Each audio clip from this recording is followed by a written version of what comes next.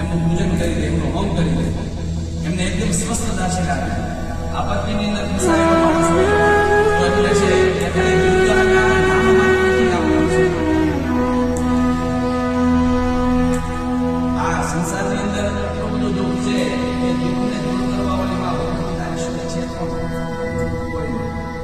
માં ભગવતીનું સ્મરણ માત્ર ચિત્તે કૃપા, ચિત્તની અંદર સદાય કૃપા અને સમરણ નિષ્ઠતા.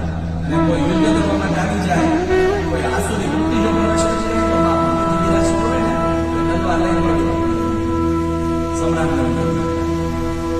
દેવતાઓએ માંગ્યું શું કે સંસુતા તો કે જ્યારે ભગવાન ભગવતી પ્રસન્ન થયા તો કે માં જ્યારે તારું સ્મરણ કરીએ ને સુરત નામના વૈશ્યને સમાધિ નામના વૈશ્યને સુરત નામના રાજા માં ભગવતી છે એ છેલ્લે પ્રગટ થયા. પ્રત્યક્ષ માં ભગવતી પ્રત્યક્ષ પ્રગટ થઈ ગયા. તું બોલો શું આપો? તારું રાજ્ય કરે છે, સંપત્તિ તારા સંતાનો તો પાછા દેવાના જ છે. બીજું માં કે નહીં માં જ્યારે પાછું સ્મરણ કરીએ ને ત્યારે એકવાર હાજર થઈ જાય. બસ મા પાસે એટલી પ્રાર્થના કે જ્યારે સ્મરણ કરીએ ત્યારે હૃદયની અંદર આ પ્રકાશિત થઈ જાય.